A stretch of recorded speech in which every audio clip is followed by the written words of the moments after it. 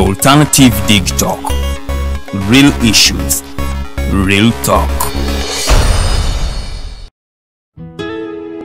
Omusajja bulijjo muwa ssente mu kibanja mpola ng'asonda poloti ennungi naye ngenza okutuuka nga woofiisi bulijjo wenteeka ssente baavaawo nadda essimu tebazikwata kyokka nga n'ebyentambula byakaweerega ebiseera bya kovidi yenga ndabye gwe baakubye naye lwaki weesiga abafere lwaki tewanneebuuzaako ne nkulagirira ba praise nze be bannyamba nze njokke Praise Property Consultants Uganda Limited bagula n'okutunda ettaka kw'ossa n'amayumba bapunta ettaka ne bakwanguyiza okufuna ekyapa bazimba amayumba kw'ossa n'okuba plan ne architecture design balina ploti enteeketeeke wonna w'ogyetaaze ate ku byapa ebya private Miloland n'ebibanja ku ttaka lya Kabaka era bakkiriza ekibanja mpola basange ewandegeya mu katale ka KCCA Southern Wing leve eyokusatu lumu 128 oba ku ssimu 0706 0 mukaaga ne 0783 821 Lwenda 18.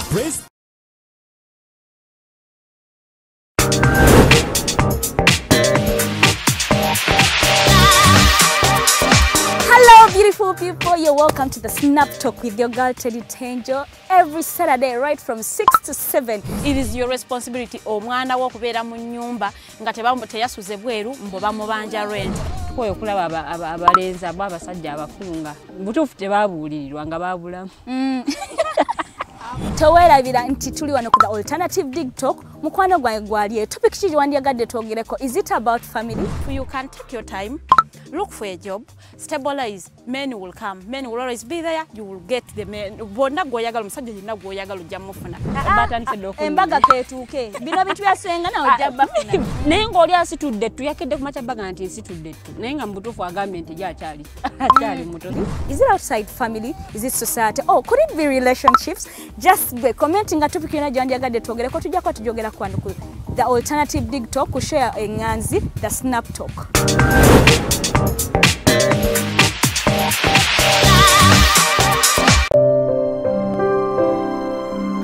Hey Ugandans, I'm Lieutenant Colonel Dewa Kiki, the Deputy Defense Spokesperson and actually the Deputy Spokesperson for the Uganda People's Defense Forces. I was hosted on Alternative Dig Talk. I encourage all Ugandans that this is the way to go. Always watch, participate, give your views and ask questions on Alternative Dig Talk. Dig Talk, the way to go.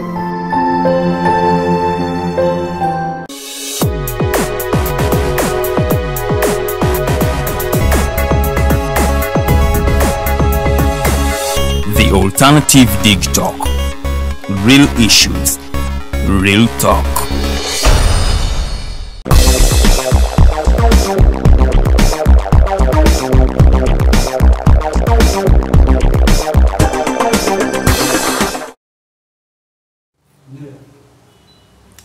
Lunaku lwakutaano ennaku z'omwezi 8 tuli mu mwezi ogw'Ekkumi omwaka 2020 musibye mutya mwenna ate abatwekumiddeko mu kadde kano kadde ka voltage era nga manya nze Omumbejja Luwedde Lilian baliriza mwenna abatulabira mu ggwanga Uganda n'ebitundu by'eggwanga ebyenjawulo nti mwebale nnyo okubanga ate mutulaba era nga mutwotabulira omukadde nno kano nga data wakaweerega oba wakaleega bikya nammwe ate ne mubeerako ne mugamba nti bannange katulabe voltage mwebale nnyo mwebale ddala abasharinga abakomentinga thank you very very much. Olunaku luno olwaleero tugenda kuba tutunuulira olugendo lwa Uganda okuva wetwafuna obwetwaze okuva ku bafuzi b'amatwale era nga bingi nnyo byetutuuseeko abakulembeze tukyusizza tutunuulire ebyenjigiriza byo bitambuddeko enkulaakulana y'eggwanga nayo etambuddeko eddembe ly'obuntu munnange ate lyeyongedde okuba nga likuumibwa oba ate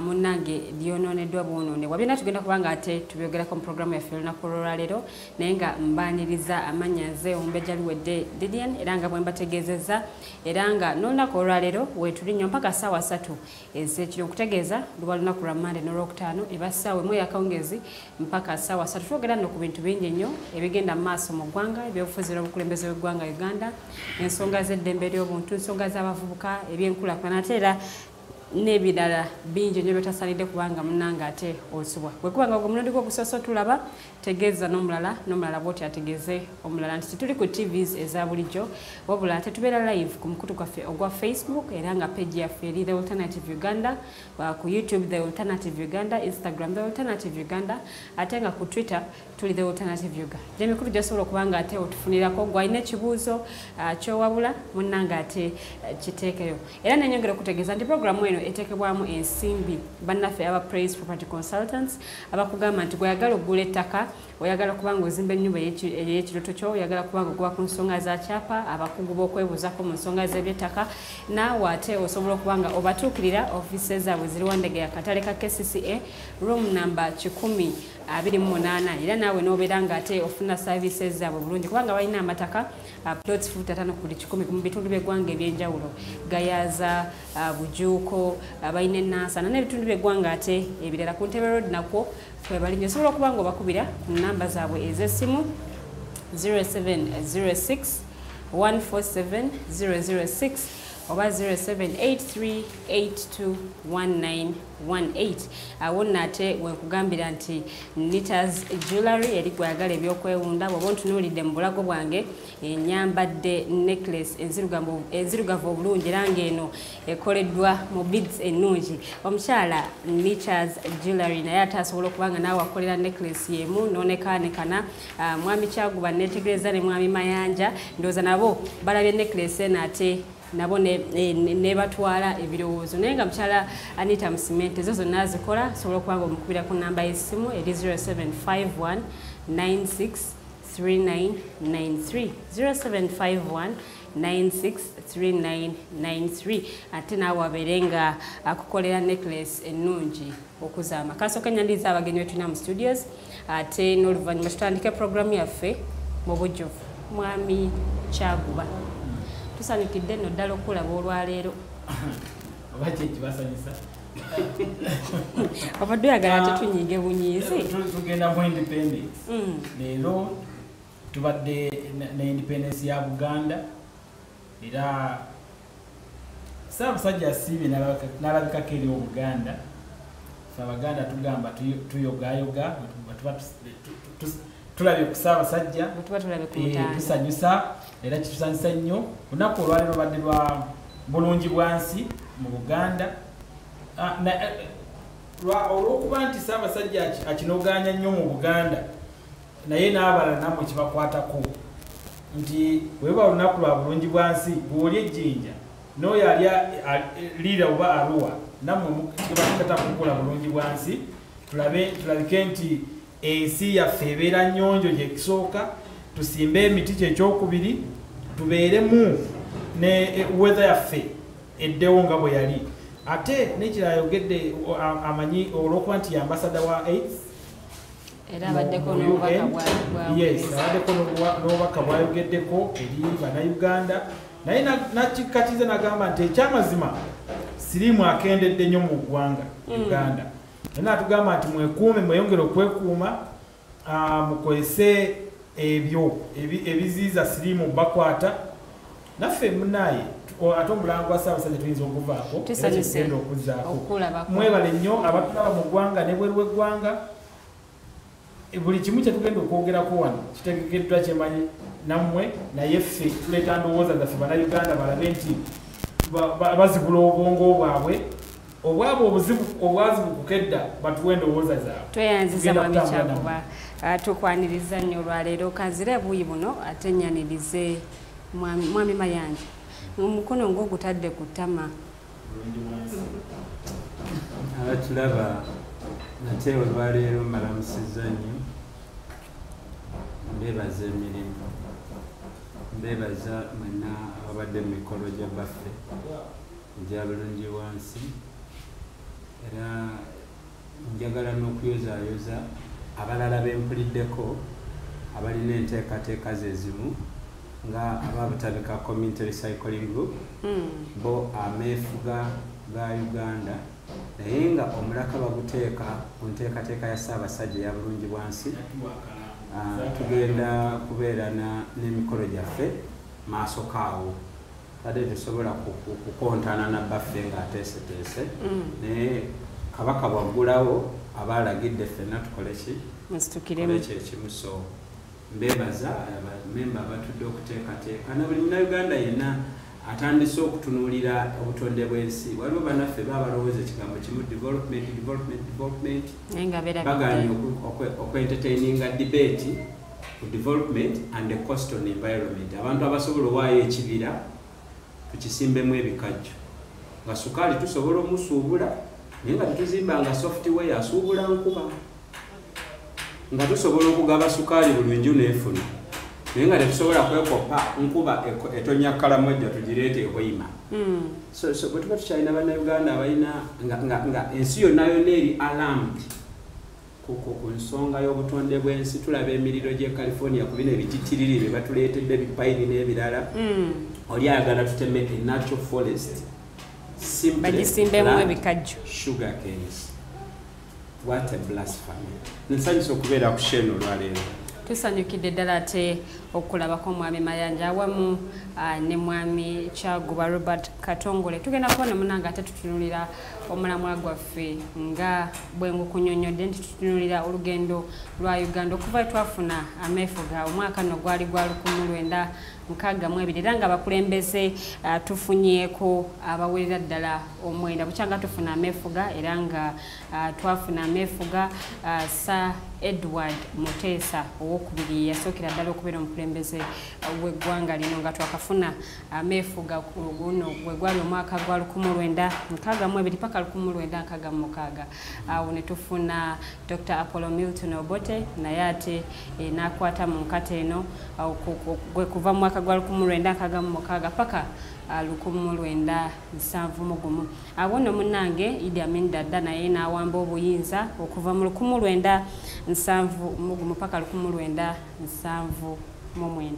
munnange bw'awamba obuyinza Dr. Apollo Milton Obote munnanga ate entebe bagimusuuza entebe ewooma ate naye bagimusuuza awo nno bwe twavaawo ne tufuna omwami Yusuf Lule ono nno yafuga okuva mwezi ogwokuna mu 1979 okutuukira ddala mwezi ogw'omukaaga still mu mwaka gwa 1979 ono teyafuga bbanga ddene era nga entebe yagifugako ennaku ntono nnyo bwe tuvaawo ne tufuna omwami Godfrey Lukonga Binayiisa yafuga okuva mwezi ogw'omukaaga mu mwaka gwali gwa 1979 paka mu mwezi ogwokutaano ogwo mwaka gwali gwa 1980 bwe tuvaawo ne tukkirira ate ne tufuna omwami Paul Muwango nono yafuga okuva ng'ennaku z'omwezi 12 omwezi ogwokutaano omwaka 1980 paka nga 22 omwezi ogwokutaano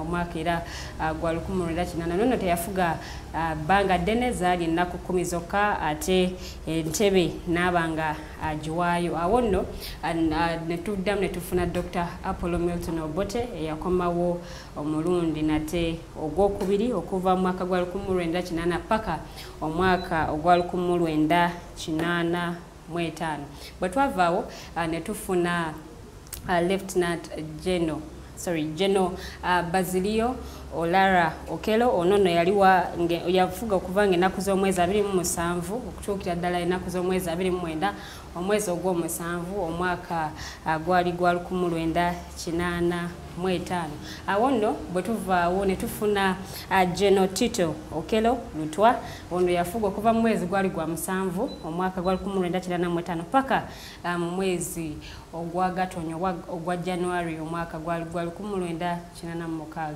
awo ate General Yoweri Kaguta Museveni naye ate we yakwatira obuyinza okuva ng'ennaku z'omwezi 26 omwezi ogwa January mpaka saawa zino wetwogerera era nga ye mukulembeze w'eggwanga akyasinza okubanga afuga eggwanga lino okumala ebbanga eddene abo nno bakulembeze ate abazi bafuga eggwanga Uganda okuviira bwe twafuna ameefuga ogwo nno omwaka nga bwe nkugambye nti omwaka gwali gwa 1962 n'ebingi nnyo ebituuseewo era nga bitugenda okubanga tutunuulira mu nsonga ate zino wammanga tutunuulira ensonga ya security tutunuulira ensonga y'ebyobulamu awamu n'ensonga ey'ebyenjigiriza awamu n'ebyenkulaakulana bye tugenda okusooka okusimbako essiro olwaleero tulabe ng'ate be tulina mu studios nabo babaako be boogerako naye nga bingi nnyo ebituukiddwako tekinologiya munnanga ate yeeyongeredde ddala mu kaseera kano ku myaka gina 59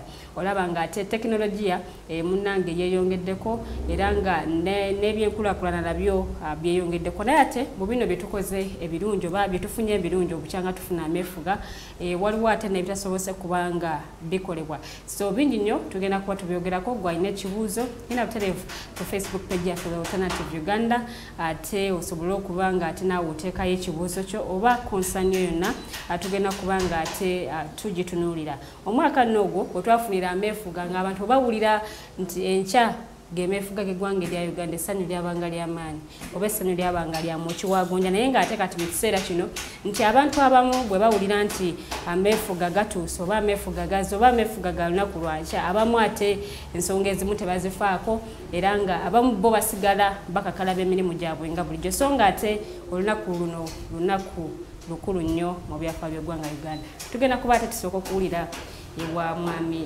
Kyaguba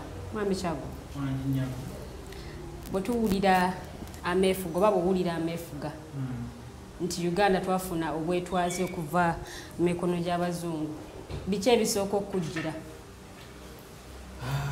oba biki byosooka okulowoozaako nti kyetwanoonya twakifuna kubanga kyetwasinga okwetaaga kwe kuba nti nze naawe twekulembera ng'eggwanga nga tekyusiza kala yokka nti abaddugavu bakulembera bannaabwe wazira nga feke nyini nga bannayuganda obanga omuna Africa ng'akulembera Munafrika munne omunayuganda ng'akulembera munne mu bulungi n'amutuusa wo omunayuganda munne w'alabira nti at least bankulembedde so kye kitwanoonya tewali nyo kyamaanyi emyaka 59 nze naawe tuyinza okuba tetugiweza tomanya oyinza okuba togiweza sigiweza sijja kulimba kati ebintu ebisinga tubisomako mu bitabo onsomedde aba president abaddewo simanyi Bobote simanyi omuntu n'afugako ennaku 12 actually 10 oli n'afugako emyezi 2 n'ennaku 3 ebyo byonna tuba tunoonya ki so nga oba otunuulidde nga tewali insurgencies tewali byakusikamu eguwa tewali ntalo tewali ki omuntu yalibadde asobola okubeera mu buyinza n'emyaka 50 nga abantu be bawulira nti bamwinamu obwesige era wemba nga mukolaganye bulungi n'abalala n'emyaka 5 gisobola okusukka singa abantu abo b'okulembera bakyakukkiririzaamu naye bw'ofuga ennaku 2 ennaku 10 ensi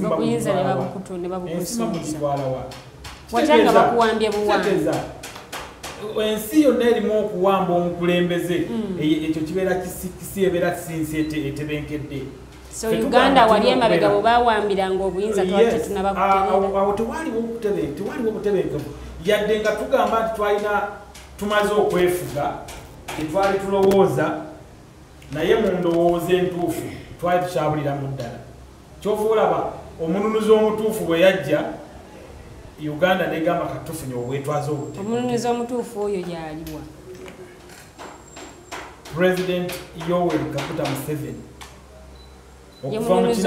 otugambye kuva 86 okutuusa olwaleero ye president myaka 3 ye president asinze n'okusavinga ekisanje yes myaka 36 tuyinza okwogera ku mukulembeze omulala nga Yoweri Museveni omulese ebbali twalina Idi Amin Dada kyogamba edda tewalingawo basirikale edda walingawo abasirikale ngire batambula mu bantu edda tewalingawo baagala kufuga nga bwe kiri kati kyogamba abedda baali tebaagala kuyingira mu nnyumba zaabwe n'essente ze balina ne bagamba leero kane bakenkeera ngende enkole nga ssente we ziri kyogamba Muwanga teyagala kubeerawo nga echief justice w'eggwanga lino so mulimu ebintu mulimu scenarios eziriwo nga zaali zisaana okubeerawo edda ne ziremesebwa olw'embeera y'abyobufuzi eyaliwo by then omuntu yafuganga n'alowooza nti ye Katonda kamala byonna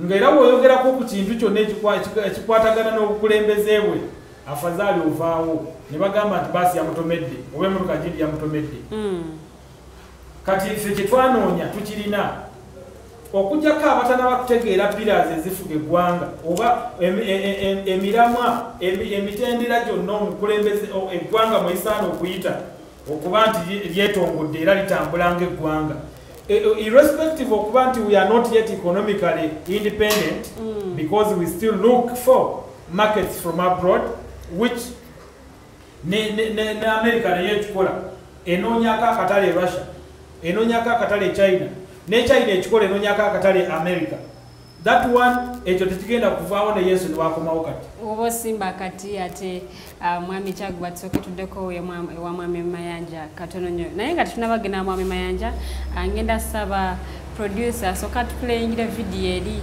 ate munnange eya Uganda nga tufuna obwetwaze then tukomewo tutandikirawo ne mwami Mayanja. This is the climax of all these days of rejoicing, because here at midnight, Uganda's independence will formally begin. And at midnight, Sergeant Major Sidney Small of Birmingham lowers the Union Jack that has flown in Uganda for nearly 70 years.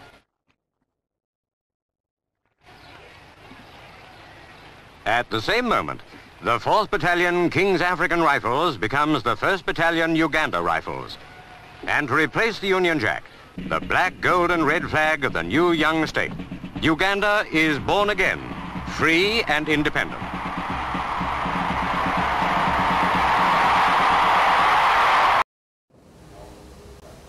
Ate video eyo girabe bulungi gwa tasobola kubanga ogirabako oba tasobola kubaawo nga Uganda efuna amefuga byebyo nate ebyaliwo naye flag eyateekebwa wansi olwo ne ya Uganda newanikibwa yali eyitibwa Union Jack era bwe yateekebwa wansi eya Uganda newanikibwa bulungi nnyo nebanga ate munnange eragira ddala nti Uganda tumaze okufuna obwetwaze. Ngenda kusooka nzirekewo mwami Mayanja yate atubuulire ddala kituufu twafuna obwetwaze oba tuyinza okuba twabufuna naye ng'ate ddala kituufu tetwabufuna. Mwami Mayanja tuzzeewo bwe twogera ku meefuga g'eggwanga lino erya Uganda okkiriza nti ddala twefuga twafuna obwetwaze? Nakaddamu ekibuuzo kino emirundi 7 kyekibuuzo kyekimu buli tuba nga tusemberedde olunaku luno. Saba Katonda leero ambeere mwoyo mutukuvu anzikeko ne jjajja wange Muwanga nnuŋŋamye kiddemu omulundi okusembayo. Okufuna obwetwaze twafuna buliwa.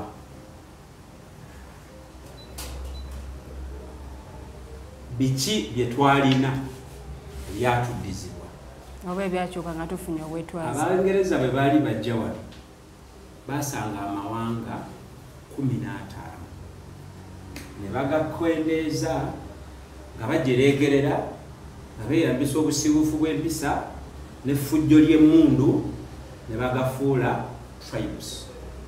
These were states. History atugamba nti ezimu zaali much more organized than some European states. Buganda, exceptionally, was much more organized than some European states. Now, bajja wano ne bakola effujjo nga beeyambisa emmundu ne Bayibuli ne bawamba. Bwe bawamba ne batukalakata emyaka emeka? Okuva emyaka nkaaga. Emyaka gyali nkaaga awo n'okusobamu. Naye nga kiki kye baali bakola? Kunyagulula.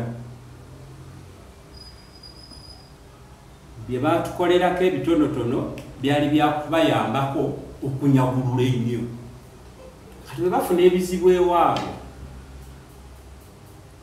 bwe baali bagenda tebaatuddiza kye baatutwalako. Baatujja mu flying pan ne batuteeka mu kyoto wakati. Because abazungu bwe baali bajja wano tebaasangawo Uganda. Indeed, Uganda is a colonial product.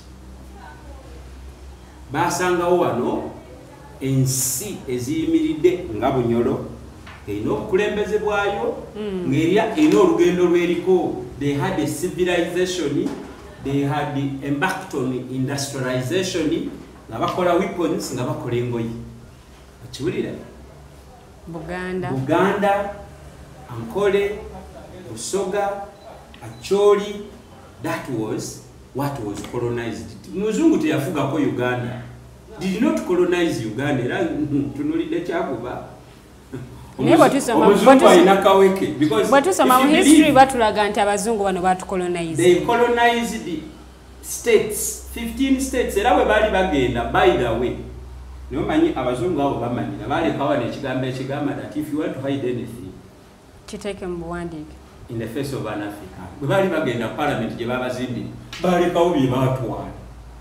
Ku kisenge, if you have eyes, Robert Kyagulanyi, go to parliament. Perimeter wall munda bajja kulaga the states that they colonized.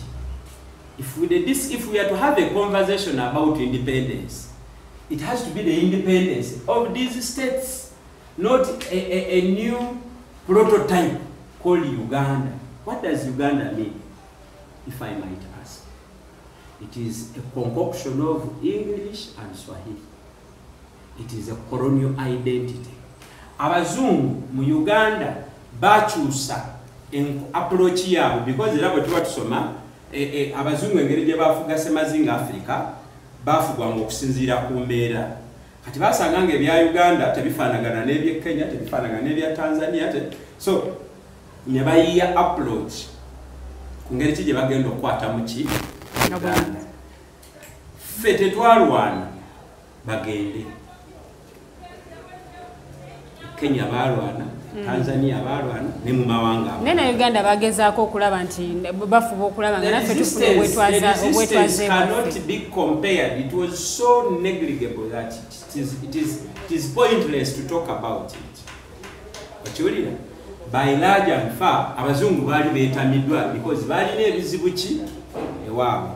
Abazungu abafuga wano, they were on concession. They were a private company given patent rights by Her Majesty's government. So as someone who believes in the Pan-African ideologies, attenziulira nnyo abeNRM nga bakiyimba emisana n'ekiro. Neewuunya nti Muganda wange zino simple primary basics zikyamusumbuwa. Independence tetulina because kyebatuwa si kyebatujjako. Okay?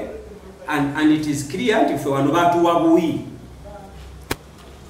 Akabonero akalala akakulaga nti independence yaffe was a mockery. Nti abazungu we baali bagenda basetting a stage for crisis. Bateekawo ebintu bingi nnyo nnyo nga bakimanyi nti it is just going to be a question of time before this prototype called Uganda explodes.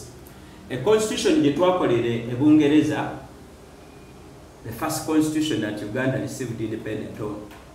Yalimu one bayita ba chiefs mangu ffe twagala kugenda mutegeke ebintu byamwe ffe tukooye basajja battu batuula nga baddamu ebibuuzo ebyakolebwa abazungu because mu mindset y'Abafirika Abanyankole Abaganda Abakalamoja bo baali bamanyi nti bagenda kukola constitution eziri relevant entities zaabwe abaga aye mubiveeko kakati muli mu kino ekibaya kyebayita Uganda kati mukole constitution akati ogamba Omunyankole n'Omulwenzi Oluulu apulaningira Omukalamoja ulire embaga.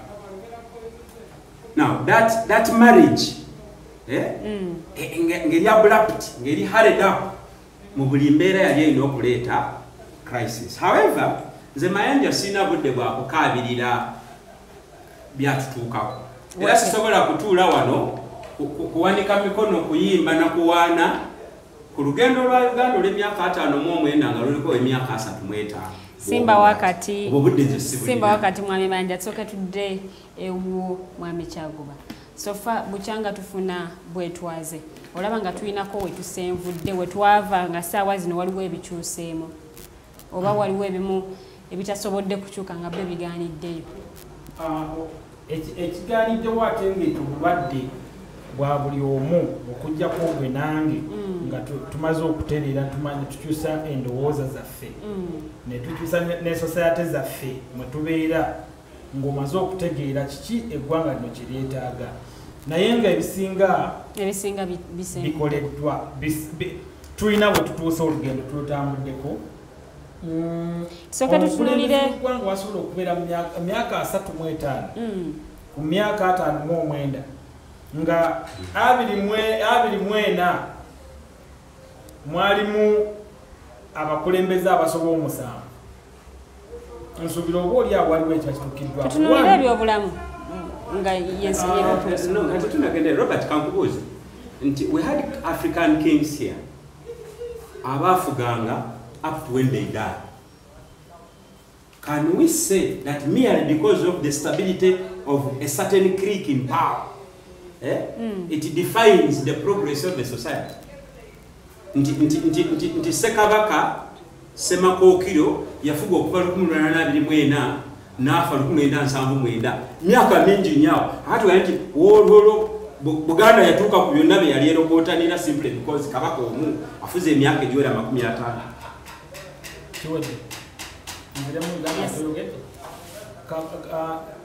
With due respect, Ssaabasajja Kabaka kuva mu 1996 okutuusa kati ye Kabaka wa Buganda who is complaining that monarchism is dead. We are talking about the progress of society. I'm giving you a scenario because even in Uganda is a society. Who is changing the society? What if Mutesa comes back right now to life? That's what I'm complaining about. What is happening now in Uganda? Is everyone in Uganda contented of what is going on within Uganda due to the kingship of the couple? You get? So, mulimu abasiima bangi n'abatasiima bangi ebikolebwa. I therefore conclude with my statement nti abo bonna bakkiriza mu ideology of the country and they have taken time to understand eggwanga omusingi kwe litambulira. For example, our country twalizimbira eggwanga lyatwalizimbira ku musingi ogwa democracy, pan-Africanism, patriotism and socio-economic transformation. If you believe nti bino byonna keeping other factors constant singa tubikutte bulungi emitendera gyaffe gye twakkiriza nti singa tukwata mu democracy tugenda kuguka ku socio-economic transformation, singa tukwata ku patriotism tugenda kutuuka ku socio-economic transformation, singa tugenda ku pan-Africanism it will also lead us to socio-economic transformation. By doing so, when I talk about democracy, I mean osobola okugenda n'okuba akaluluko womala okusuula akaluluko n'omanya nti you have peace within your country after okulonda because olonza omukulembeze gweyagala. You have peace with kuleta peace, you and me and maybe the security agencies through wogamba nti omusirikale agenda kuteekawo okuba nti ankuuma n'ebyange as we agreed. Nogamba nti omupoliisi aliwo keeping law and order singa okola ensobi akubuulira. Professionalism ya army yaffe kati gye tulina nti even in the constitution wotuuka mu chapter 12 it stipulates how the army ebwekiwa eddembe to be professional nga ewana oyo munansi ekyaganya okuba nti ekola omunansi akola ekimuyamba okuprosperinga nga amagye gamukuuma ensonga ya security tusevuddeko nti kati wali watambulanga ng'oli mu bweraliikirivu kati right now otambula nekyolina n'otuuka ewo okujjako ng'olina omusango. Amagye gano amanyi bangi nnyo bagamba bantu baafa simanyi stray bullets. What was was targeting who? Omulabe eyaliwo. That's why oli eyali ng'alingiza mu ddirisa esasi yamukwata, but they were not targeting eyali mu ddirisa ng'alingiza. We were targeting ono omulabe eyali azze okuleeta obukyankalanyo ku Munnayuganda ali mukola ebibye okwekulaakulanya. We need to deliver services, but also gwe olina okubeera ne obwongo obutegeera nti how am I going to do this now tulina woba ogambye nti democracy abantu bali mu kugenda ne bakuba akalulu kaabwe ne batambula within the constitution because even the constitution gives you mandate okuba nti okola ekintu ekikugattako nga totataganiza kati woba oli mu kutambula n'ogenda awantu n'osanga omusirikale nga bwe gwali nga mu kinaana okukka wansi buno obudde otambula nga omusirikale akuyitako ngo olina sente bandu naye nga tagamba nti omanyi leeta sente ezo unless nga there is what we call the element of corruption which corruption yatandika dda tetusobola nagiteeka mu mbeera yatetunatuuka ku corruption tukyali ku nsonga ya security nti omuntu kati okyasobola okwebaka naye ate of late bijambiya ebibaddewo n'okuttibwa kw'abantu butayimbwa kutta bakazi byonna byongera okweraliikiriza munnayuganda neyebuuza nti wetwafuna obwetwaze twali tumanyi bino binaakoma naye ate bikyagenda mu maaso obwetwaze obwajja mu ggwanga tebukugjaako muntu kuba nti alina kyeyeyagaliza oba nti olina obwetwaze tekijjaawo muntu gamba nti nange naalibadde embeerako omukulembeze wa Uganda okuba nti wafuna obwetwaze tebateekako omukulembeze Museveni nti ye mukulembeze wammwe yekka okujjako nga mmaze muteekako through a democratic way okulonda kati oli bw'ava eri n'akwata ejjambiya n'agenda n'atema munne Lilian if I come out the following morning nengamba nkute ejjambiya nze nkuteme nga siguliddeko mayanja endowooza yange togimanyi some of our Ugandans are not civilized bakola ebintu olw'obutamanya nti alina kyakozeseza so out of the blue n'agenda n'akola ebintu nga tetategedde so abantu okutema abantu oba ebijambiya ebijja they cause fear in Ugandans balowoozesa abantu nti ne security egenda kubeera beaten of which bali mu kwagala kulemesa bannayuganda okwekolera ebintu byabwe for us we are not taken up by the wind nti woba oli mukola ekintu ffe tugenda kukola ne fear please we know Uganda is secure and how are we going to how are we secure the society the mindset of the people within the society before telling the police nti waliwo Katongola yagala okutema Lilian abanakyalo bennyini baba bamaze okubuulira before going yes baba ntumanyi Lilian oyo twamulabya aguze ejjambiya naye bagenda gikozesa ki that societal mindset change gwe nti olina n'okuteeka mu bantu bw'olimu bwe tulaba tukikoze bwe tutyo before police intervening oba before gwe Lilian ogenda ku police okureportinga already society ebyemaze okutegeera abantu baayo bwe tunaba teteterezeza ffe kenyini nga society ebijambiya ng'ebyo byali bisobola okumasikaladya ne batta abantu abasoba ne mu 10 nti saawa zino bw'otunuulira amagye discipline weeri si discipline and by the way that was due to our commander in chief kubanga ye commander in chief kyagamba nti our army must be professional okuyingira amagye olina okubanga watuukako mu senior 60 n'okweyongerayo then olina okubanga ovudde ku kyalo with a good record olina okubanga you're not a criminal ne bakutwala mu training nga tolinaako kikyamu kyova olaba amagye gaffe tetutwala muntu nga alina 3 why kitegeeza for you oweteekako obulabe wekka we don't entertain nonsense nze banteekako munayi nali newandiseko linnya lyange wano oba omukyala gwe nali njagala nnyo nalyetimba yaba tajja kgenda mu tosobola simba wakati tusoke tudde ewa mwami mayanja tukomyewo ewuwo ku nsonga still yemu naye nga ekibuuzo ekyebuuzibwa kwe kuba nti oba tusenvudde mu nsonga ya security oba ensonga I don't want to discuss security. We are not going to discuss security on Independence Day. Give us a break. What security? Security of No. What do we be given to Sobolo Kogerako? If you are reflecting on the 59 years, I wanted to ask a question. But while receiving instruments of our self-governance, what agenda did we set for ourselves as a country? And what went wrong? You see, Mbozi Affair Independence, someone will sit here, waste people's data gamba. The past regimes were characterized with violence and insecurity. But he forgets that the person who is camouflaging to be the Prince of Peace was part and parcel of the insecurity of those regimes. Museveni Yoweri Kaguta Tibahabulwa aka etc. has been a dominant factor in the Ugandan story. I am saying yes, Yaliwo. Museveni was about 24 years when Uganda was getting an independence. Yaliwo. Museveni is telling us stories. Museveni yatumulira emboozi ezalukumulunana last time when he was speaking.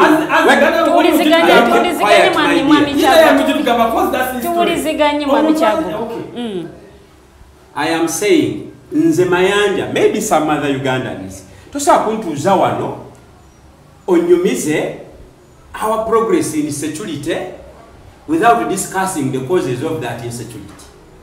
But again, there was a group of people, again caused by the unfairness of the British. The issue of Banyarwanda, 1929, was an unresolved question. If we are to discuss the insecurity question of Uganda, Banyarwanda have a role. Obote's problems, Paka Museveni in 1986, Banyarwanda, we told it naku. The president Werwan at one time was the deputy director, military intelligence. A president of another country was once upon a time a director of military intelligence in this country. What I'm saying is, jumping into excitement, we have progressed, there has been insecurity without understanding the genesis of this insecurity. The factors that calamitized into this insecurity, you are portraying a very wrong picture. So for me, that's why I don't want to discuss a debate here security, because bunji ate. Abakuzenga babanyumiza. Nti fetwaleeta emirembe, because mu psychology bagamba omuntu kyawulira buli lunaku kyalaba buli lunaku kyakkiriza. If you went bokuza omwana ng'omugate ekifaananyi kya black afa akkiriza nti kya black, but is it black? Akati mmwe baliriyani luwedde babakuze babagamba Museveni yaleeta emirembe ani yagitwala? Because the story of Uganda hasn't been insecurity per se. There has been some times of breeze and progress. To the extent that Uganda yali Saudi Arabia.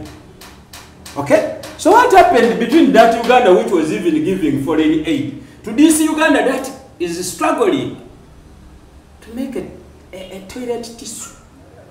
As simple as a toilet tissue. Numa when we are talking about progress. Abazungu nga bajja wano basangawo a foundation of industrialization. Ng'omuntu akola omutuba n'agujamu olugoye. By now, Singaba Basajja tebatusumbuwa would have world-class garments on the market. Of course, nabino betwambadde miti. But what they did was to completely sabotage, kill off, never rendering to be consumers of their industrial products. I cannot sit here and talk about where it was. Mugwanga nga twambala mivumba abakazi bambala nike nkadde. Obulega abakazi bannaabwe bwe bambaddemu. And they say, we have progressed so much on security. Mwami Mayanja, omukulembeze gwange era bwe yali ayogera jjo juzi wano era yategeeza nti kati bannayuganda bangi boogera bagamba nti tufuna ku tulo. Abannayuganda otulo tetubangako kizibu kyaffe. Who wants to sleep without getting up? You know, these are the narratives ezazimbibwa abantu bannakigwanyiza abeenoonyeza ebyabwe. Abazungu abalina enviiri ezitufaanagana. Let alone, if you give me time, I'll show you similarities between the NRM regime of 35 years and the colonial regime of 66 years. But this is what I wanted to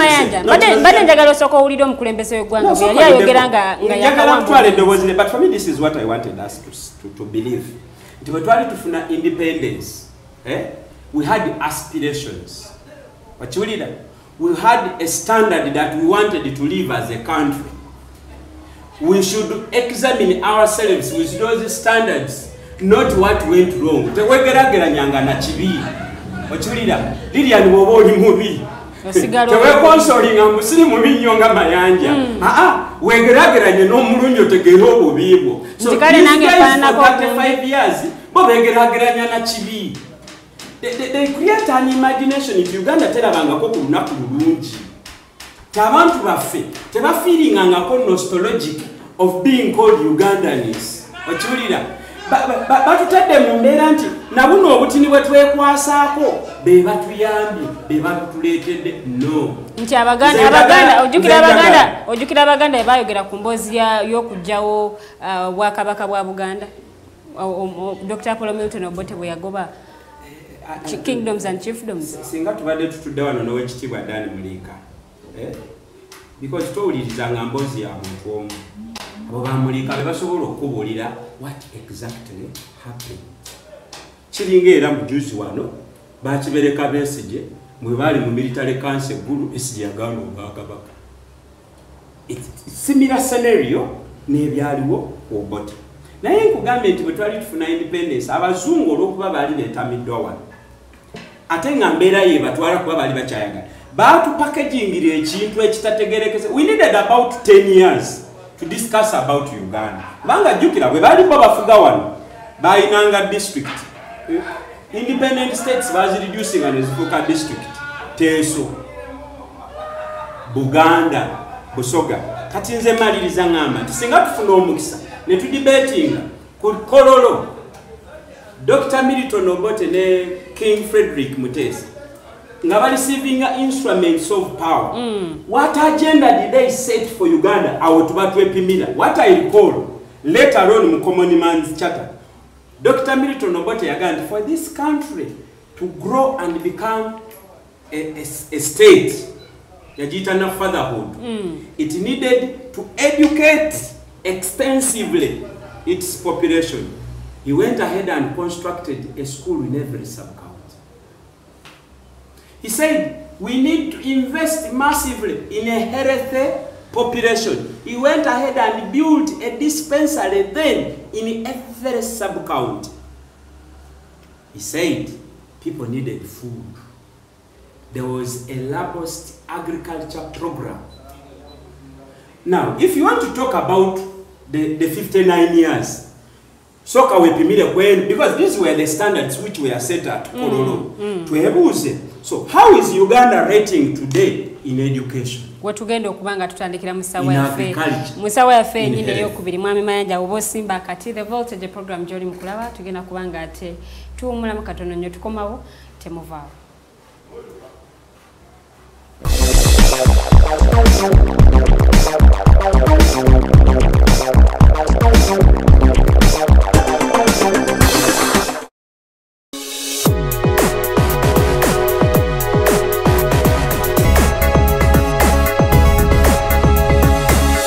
The Alternative Dig Talk. Real issues, real talk. Omusajja bulijjo muwa ssente mu kibanja mpola ng'asonda poloti ennungi naye ngenza okutuuka nga woofiisi bulijjo wenteeka ssente baavaawo nadda essimu tebazikwata kyokka nga n'ebyentambula byakaweeredde biseera bya covid yegandabye gwe baakubye naye lwaki weesiga abafere lwaki tewanneebuuzaako ne nkulagirira ba praise nze be bannyamba nze njokke.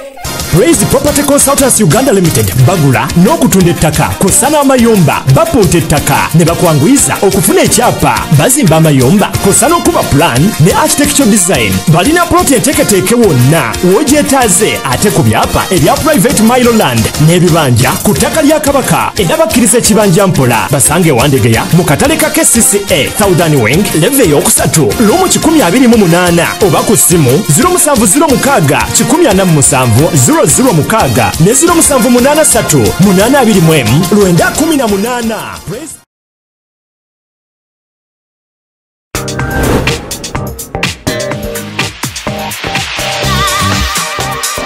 Hello beautiful people, you're welcome to the Snap Talk with your girl Teddy Tenjo every Saturday right from 6 to 7. It is your responsibility omwana wo kubeera mu nyumba nga teyasuze bweru mbo bamubanja rent. Koyo kulaba abalenzi abasajja abakunga butuufu tebabuulirirwa nga babulamu.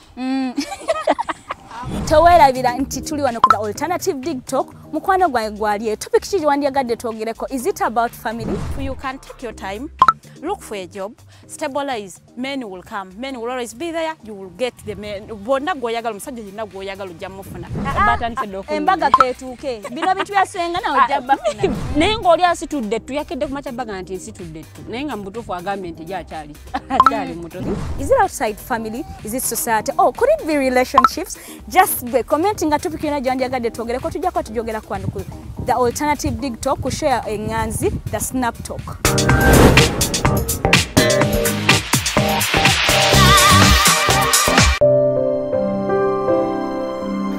Hey Ugandans, I'm Lieutenant Colonel Dewa Kiki, the Deputy Defense Spokesperson and actually the Deputy Spokesperson for the Uganda People's Defense Forces.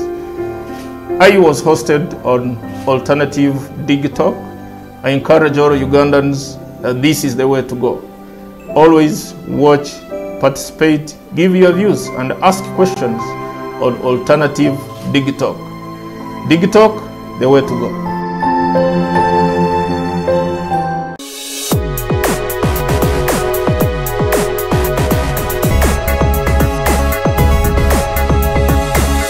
The Alternative Dig Talk. Real issues, real talk.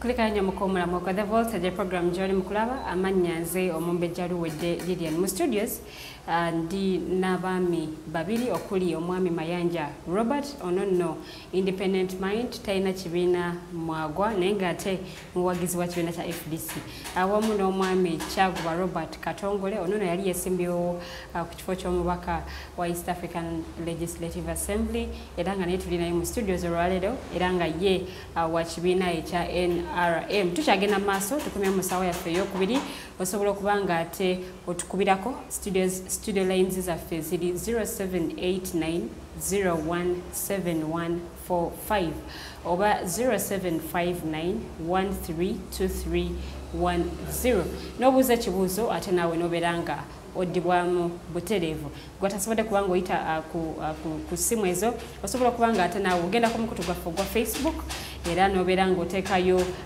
ekibuuzo kyo mu comment section ate n'obeera nga oddibwamu bulungi nnyo nnyinira tukyagenda maaso era ng'omulamwa gwe tuliko twogera ku lugendo lwa Uganda lwetambudde olw'emyaka 59 gigenda okubanga ate giwera olunaku olw'enkya Uganda egenda kubanga ejaguza emyaka 59 bukyanga efuna bwetwaze okuva mu mikono gy'abamatwale era nga twafuna bwetwaze mwaka gwali 1962 okujaguza nno kwali kw'amaanyi nnyo nnyini ddala era nga ekibuuzo oba ebibuuzo ebyebuuzibwa ddala kituufu twafuna obwetwaze yaata abaffe tusenvuddeko okuva we twali mu myaka giri okutuuka ate wetutuuse olunaku olwaleero byonna tugenda kubanga ate tubyogerako mu programu yaffe eno eya Voltage naawe nkukubiriza ntitegeeza omulala This is the climax of all these days of rejoicing because here at midnight, Uganda's independence.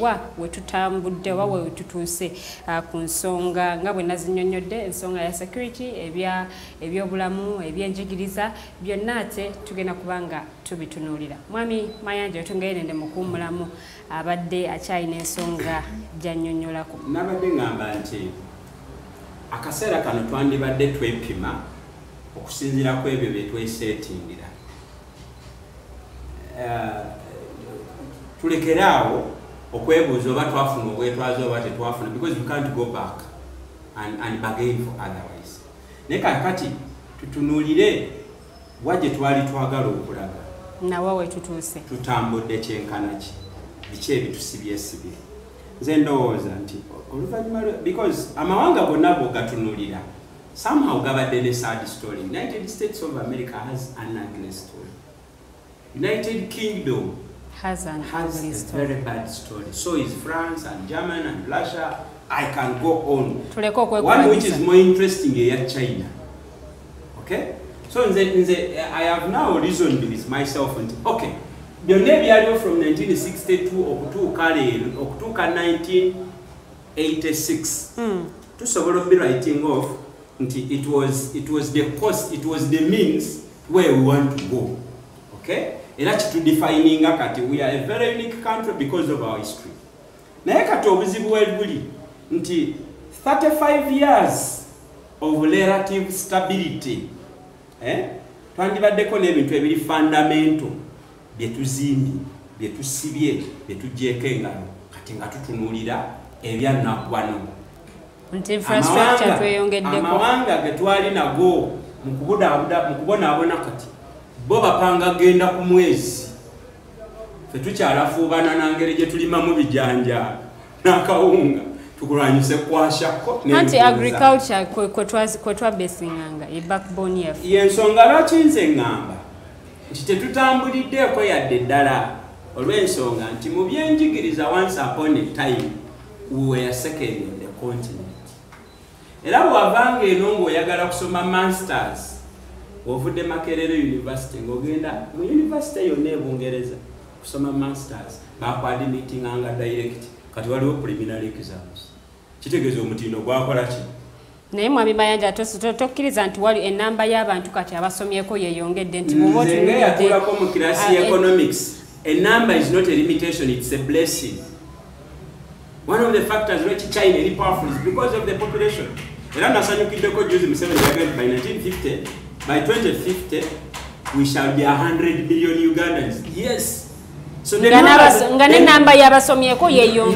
is not a problem. It is planning which is the problem. Because no, it has been gradually.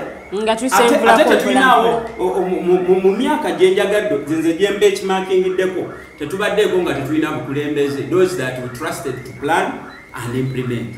But if we have now a crisis that our education quality has dropped, the argument can't be because the population has grown.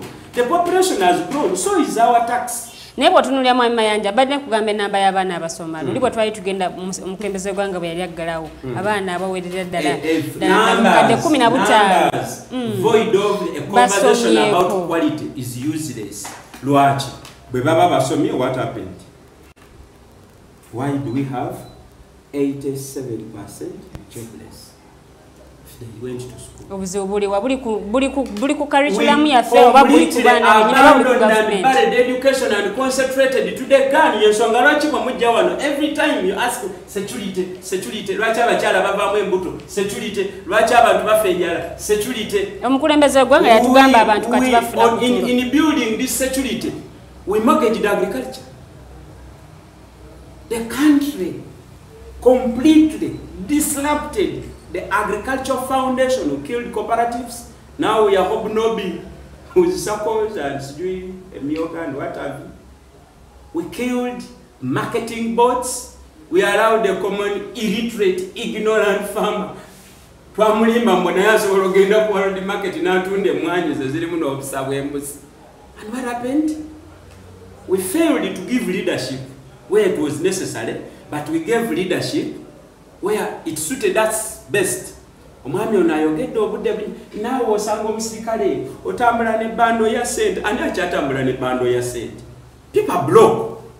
Naye abantu batambula ne sente. People broke. Lillian, my dad bought his first car at 20 shillings, 25 cents, something like that. Mama wange bamuwasiza siringi 3. Naye sawa zino kola omukolo. If you want to marry Lillian Luwende, olina okulya bank loan. Waliwo marriage loan. Waliwo marriage loan. Waliwo loan y'okugula ekitanda n'amasuuka. That's where we are. So nze ndowooza nti as a country, the next 59 years, we need a national dialogue to set new benchmarks. Lwaki? Nazino ze twasettinga thanks to the Museveni administration in the constitution inazo tuziviolate. Simba wakati. Are we democratic? Today wa mwami Kyaguba tuli wuwo kati sawa zino. nga tutunuulira enkulaakulana yaffe ku nsonga y'ebyenjigiriza awamu n'ensonga ate ey'ebyobulamu nga tubitambuliza wamu.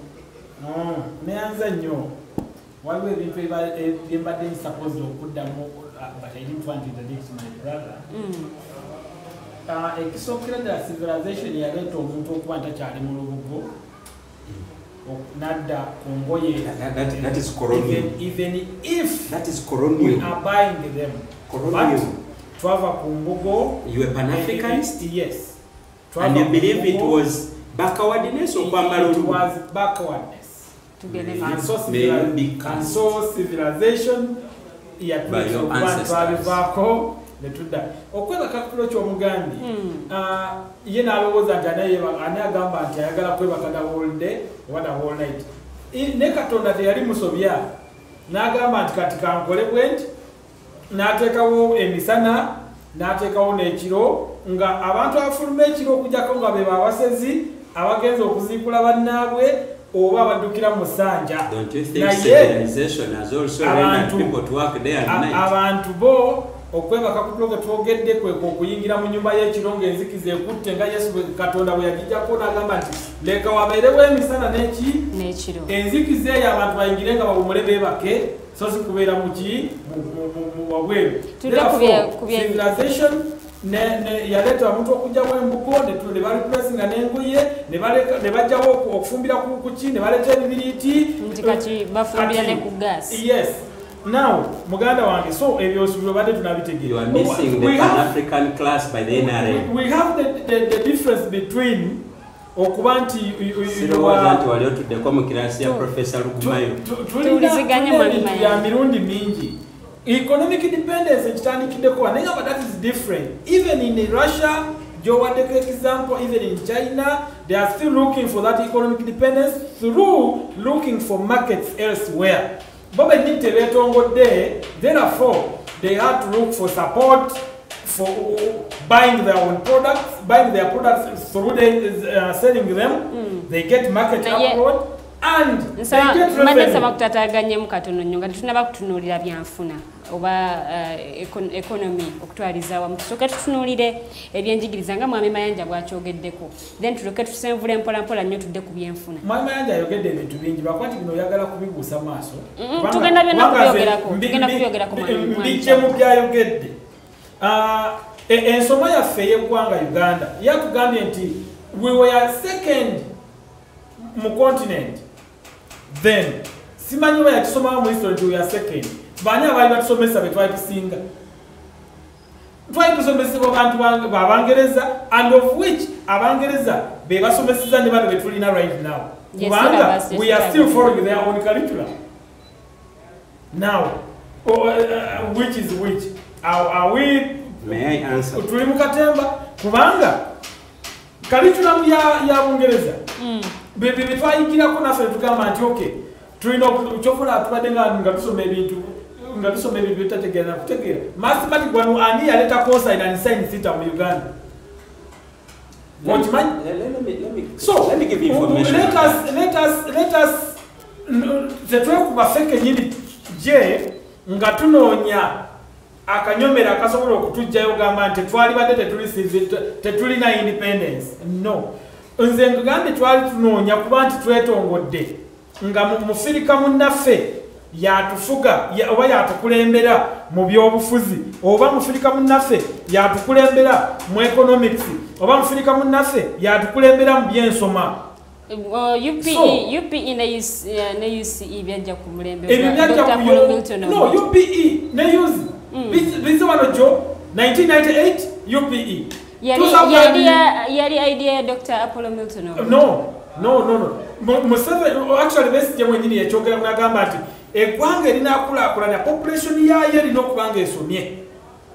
Ate bannayuganda abamu nga batubidde mu bwavu kiri mu common man's charter eya 19 okay wherever gye kiri Museveni yakijja abannayuganda balina UPE abannayuganda balina youth ate kaddewo ne universal loan scheme abaana basoma omutindo gw'amasomero ga UPE ne UCE gwe mutindo ogusaanidde ogw'amasomero okubeera n'omutindo nsubira kyalibadde kyanjawulo kuba nti okusoma bwe kuli ng'omwana start a conversation about omutindo. When you purifying something, you start tandika ogamba nti wano wagenda kubeerawo ekkubo nga mutuufu waliwo mayumba ogambe nti bannaye mutuyambe mutuwe amayumba gano bwe gatugamenye tekewo ekkubo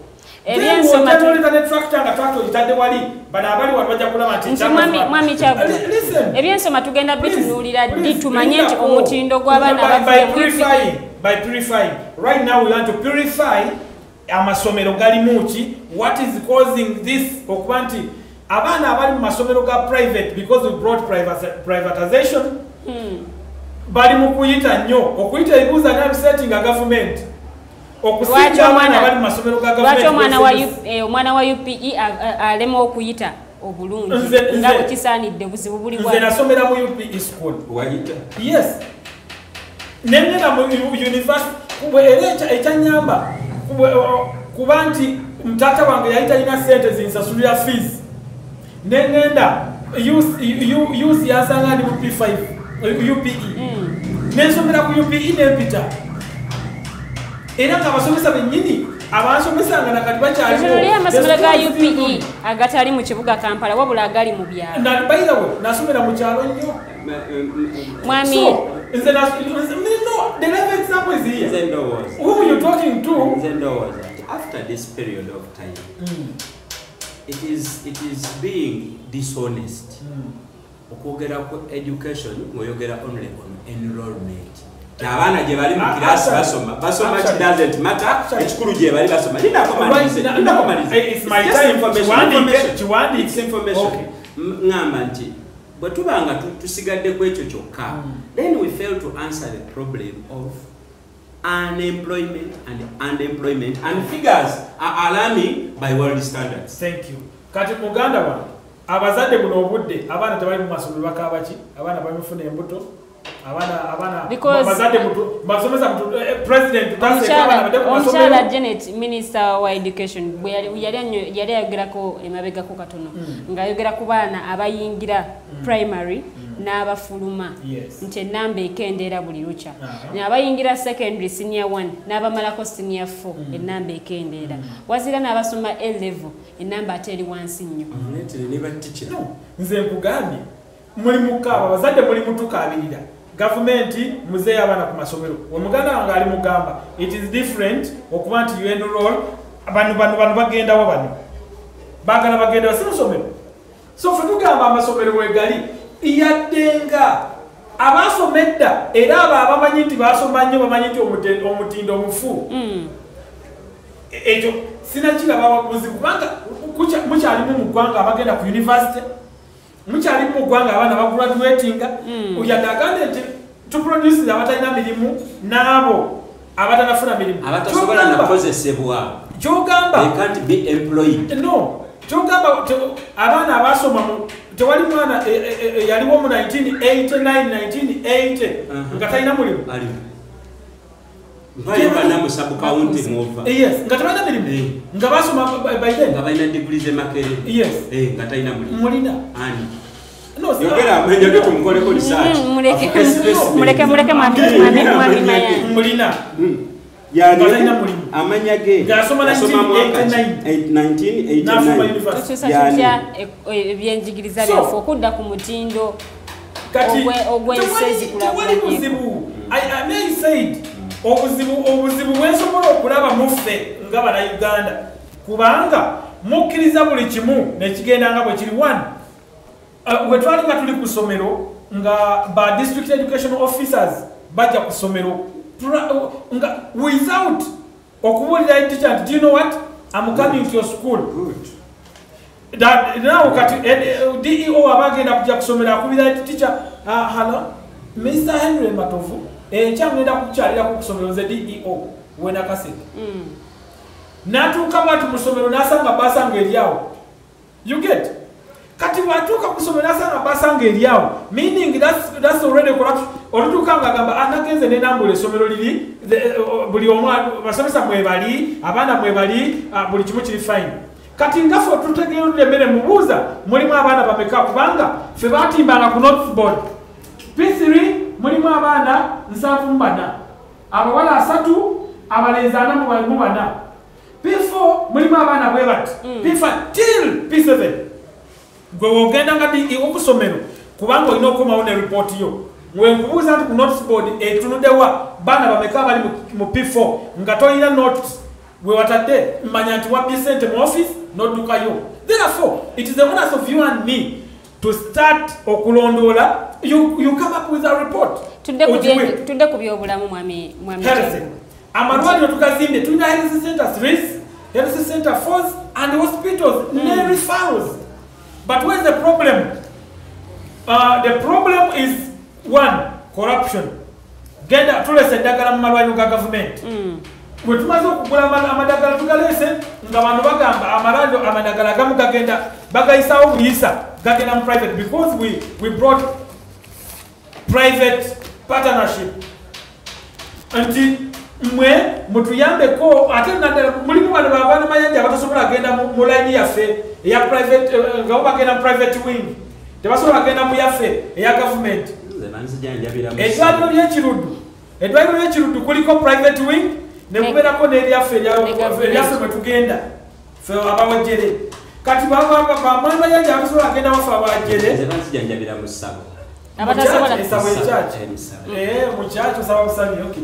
Kati amalwaliro amadagala mwegali tugaleeta obuzibu buli ku kintu kyasobola okwesiba kate kitatandise ku mulembe gwa President Museveni ekyalimu ku mirembe gy'ababote nga kyekizibu kyekyo omanyi lwakitogera no kanayi kyaliwo tugende maaso mwami kyaguba kati that's impunity wotandika okuma omuntu abbye eddagala mu malwaliro n'omukuba esasi oba oli mukutwalira amateeka mu ngalo Amini yatambulanga oluguudo agamba musime wano mwagamba kuteekako leya 3 nga kuliko leya 2. That was corruption, meaning corruption was there. However, for now, nti President Museveni tayagala kukozesa kutwalira amateeka mu ngalo yagamba banayi omuntu akoze ABC mumutwale mu mbuga z'amateeka. Of which ye president ayinayo se etteeka lye limanyi oba likweyimirira oba likwejereza nga Kazinda. Waliwo n'omulala gwenalya kubayira gubatadde muti oba yali asente za kisimanyi erinnya ngenda kuba ndifuna so ye President Museveni tamanyi ebyakutwalira amateeka mu ngalo ogugwa omulimu yagukola ogw'okununula eggwanga okugatta ku independence gye yasangawo baganda be gye bateekawo mu 1963 gye basaka ye ayongeddeko ogamba nti bannayuganda kababeere nga balina that severe independence yes serious independence yes awula nti munnayuganda gyali badde nayo yeyo yennyini eriwo mbadde njagala producer soka tuplayingire video y'omukulembeze w'eggwanga bwe yayogera nga yakafuuka omukulembeze nga yakamala okulayira oyo esitolo kubanga president bwe yalayira saaliwo ngenda kusaba producer soka gituplayingire then tuleke tweyongereyo mu maaso. Nobody should think that what is happening today or what has been happening in the last few days is a mere change of guards. This is not a mere change of guards. I think this is a fundamental change in the politics of our country. Because in Africa we have seen so much change that change has become meaningless. It's no longer change but merely turmoil. This group getting rid of that group and that group doing worse than the group it got rid of. Now, please, I do not count us in that category of people. The National Resistance Movement, I think, is a clear-headed movement with clear objectives and with good membership. I think it makes a very big difference from the situation in which we were, where the very people in power were they themselves encouraging evil instead of trying to combat evil. I think this is a slightly different situation. Omukulembeze gwanga mumuwulidde bulungi nnyo nga nnyonnyola yagamba nti eno si mere change oba mwe mubadde nga muwulirayo okuba nti obukulembeze bukyuka wano nawali era n'ategeeza nti NRM government tegenda kukola nga ate bali bwe bakolanga so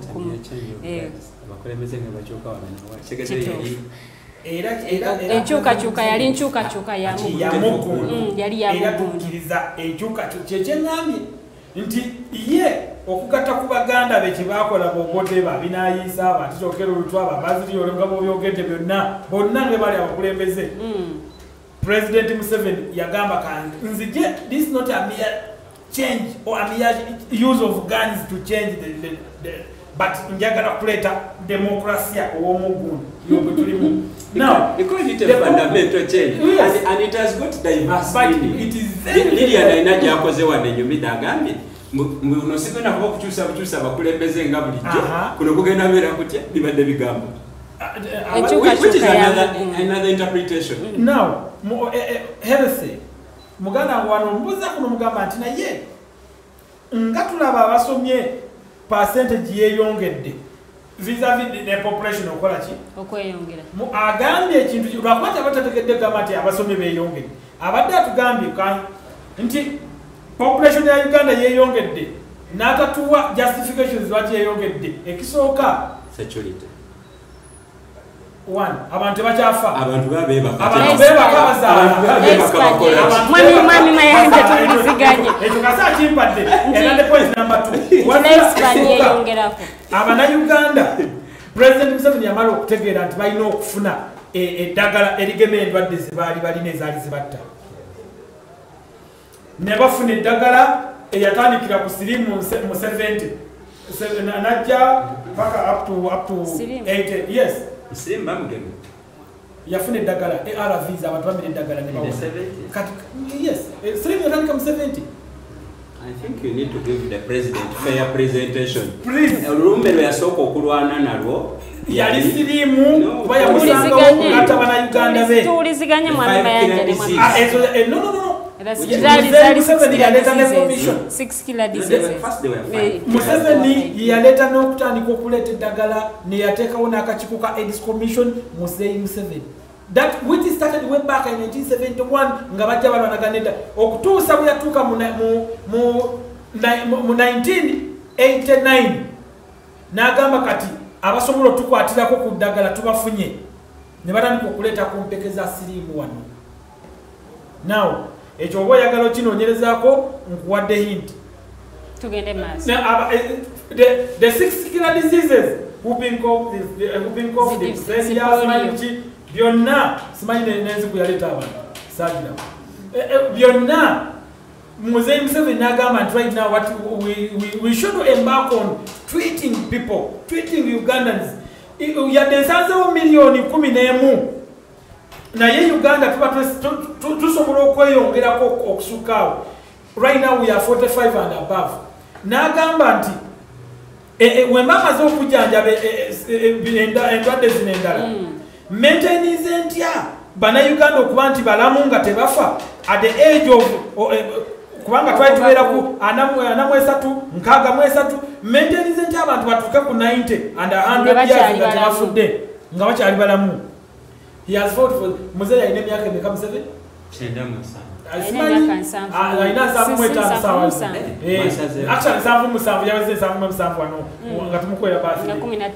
Yes.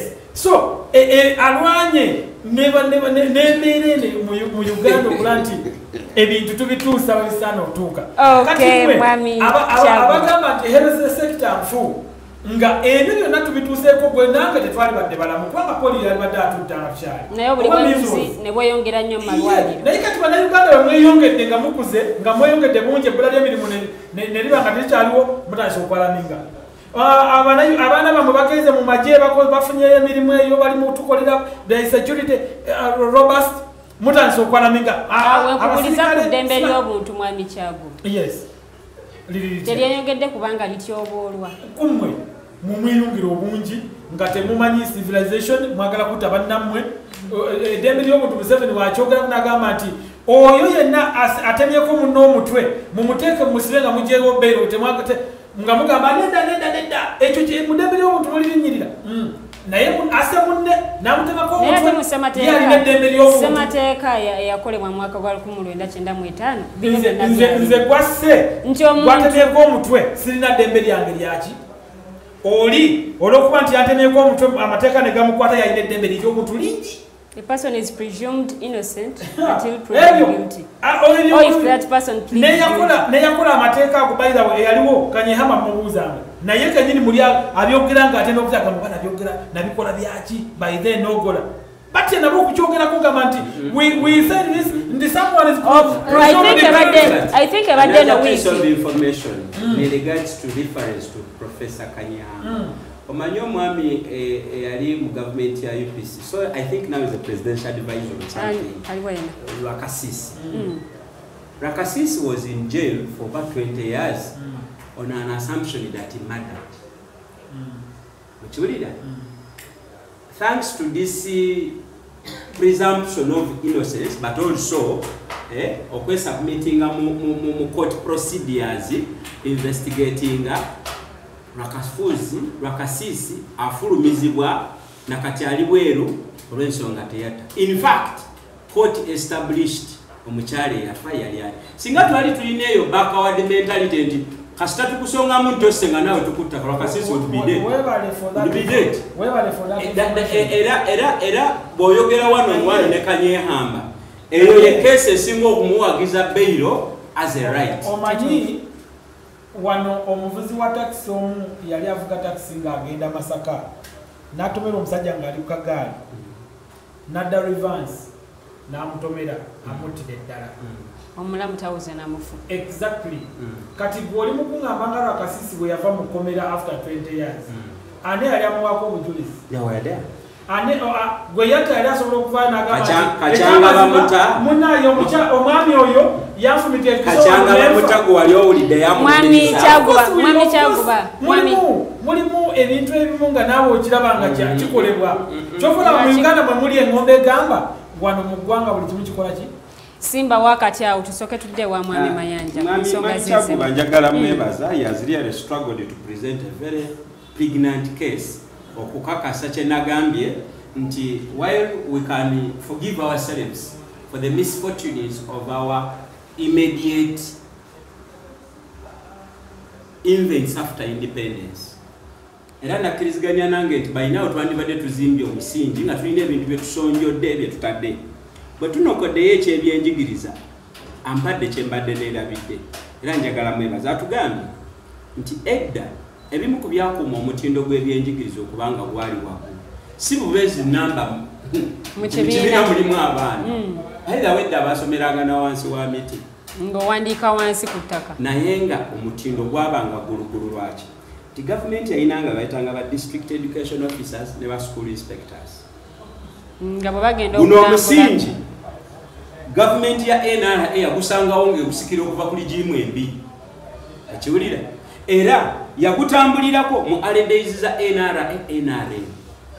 Now when we are examining the 59 years of Uganda ne tujjako eja mwami Museveni 35 bwe kimuteekako nti omutindo gw'ebyenjigiriza gugudde Kyaguba evidence yagimpadde nti kati tebikyaliwo DEO bajja akuba essimu tekyasoboka mulembe gwa mini DEO okuba essimu ng'agwa bugwi ekitegeeza nti omutindo gw'ebyenjigiriza gwakuumwanga butiribiri bano abafuzi b'amatwale abaddugavu babyeviirako wabula kino kyebakolanga mu masomero nga DE ajja tomanyi bano kyebakola ku piso fuso kiso kuso tiso n'ebirala indeed basobola okudetectinga ekinakwata ku bufuzi bwabwe nga tekitegerekese otegedde. So wabaddewo a paradigm shift from the national objectives we set ourselves on receiving of the instruments of our independence, from prioritizing education, health and agriculture to now the gun security. Gun-wise, we have progressed. They can sit here and lament about their progress in gun security until cows come back. Nayenze ngamba nti mu standards ze twandibadde twepimirako whether we have moved or we have retrogressed. Education as one pillar. Tuli wala nnyo tuli bubi ebyobulamu COVID yabyonoonye nnyo nti kati baticha baffe basisi bachapa. By the way, then walingawo union z'abaticha. Teachers were celebrated professionals. It was prestigious tatawo kubeera headmaster. Week eno yenyini we were celebrating the teachers day. What was that? Teachers were saying nze kakati Mvuga boda ntereka emitwalo ebiri buli naku ng'abe wange bali ye emitwalo nkaaga teriyo tica abadda teriyo somero libadde lizimba. There is going to, after COVID, wagenda kubeerawo crisis y'abasomesa. But I don't want to dwell much about the effects of COVID because ekyo kiri temporary. Si kyaffe. Ne ku byobulamu still. When we go to health, again, Robert, read your history. Doctors in Uganda, midwives from Uganda, nurses from Uganda, including paramedics, were prestigious professional exports in the continent Africa and in Europe. What is the case today? We are exporting housemaids. We are number 4 now after Philippines and Ethiopia. Uganda is the leading exporter, especially on the African continent, of housemaids. Then you were exporting doctors. Wogenda kwa Aga Khan Hospital, someone urged BMK, the late BMK, may Allah bless his what? Yagamba nti sagala kuddamu kuntwala mawanga malala. Kubanga byonna gye ngenza abasawo bensanzeyo abanzijanjabanga bannayuganda. These are doctors that were trained by Amin, by Obote. Today, when you go to Mulago, Dr. Milton Obote bwe yafuna injury, yamutuusibwako abayeekera deni, ate abayeekera abo be batufuga olwaleero bamujjanjabira Mulago. General Gregory Mpisa muntu nga yegasse ku bamenyi b'amateeka abali mu nsiko eruweero bebyenda ne biyiika bamujjanjabira Mulago. We have a head of a state agende Mulago for ceremonial visits.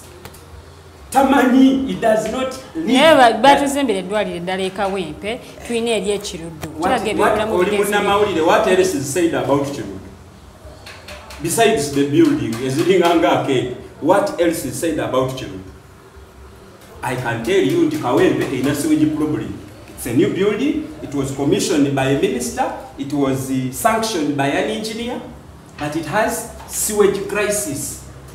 Septic tank yabo babi ebichi ka family bakakolanga kanyumba eberamu abantu 12, but it's a full-fledged national farm ekola ku bakyala n'abaana. Go to Kawempe today, it's the same problem that is Kiruddu is suffering. Genda yo Robert ononyereze ojja kudaana mpaka yo. Now njagala kumaliriza nga ngamba tudde ku ddembe ly'obuntu. No, I don't want to talk about human rights transformation. Nti kizibu nnyo okuddira omuntu atalabanga ku luguudo lwa kolansi omugendo luno bazimbye lubi. Ntegereke naffe okuyiga okudibetinga nti ono kolansi batuwadde wa kicupuli tumaze gendako ku mawanga ne tulaba ku kolansi. Kati boddayo n'otunuulira history wa Uganda, by the way ne mu culture yaffe, this issue of human rights is alien. Kikyali kipya. We need 100 years to distinguish rights, to teach them and practice them equitably. There are some people who think it is a privilege omuntu jakuwa na kujjako whenever he wants. Yensonga lwaki Robert ali excited Museveni bwagamba nti Beiro eveewo. Museveni takimanyi nti mu investigation izize bakwatiramu basaalumanya bonna bayagala okwoneeminga babeere mu busibe nga tebeewozezaako. So for me, I think human rights tukkirizenga bannayuganda tutambule mpola mpola, because never to benchmarking US, for instance, even UK by the way, tulaba mipiira mu bisaawe by'omupiira, because the most live example of Ebungereza we mupiira, but we see racial discrimination amongst blacks abakola Ebungereza. Now in USA a child struggling, a child grappling an issue of rights. Nayate bo bakitutte wala bayinayo eddembe ly'ebisolo. For us we are struggling about eddembe ly'omwana omuwala, eddembe ly'abaana bato. Bo kati bali kuki? But they still have challenges, they still have racial. Juzi twalaba omusajja gwe baatuga nga bamufukamidde ku bulago. So nze segenda kunenya Uganda about human rights. I can only advocate for improvement.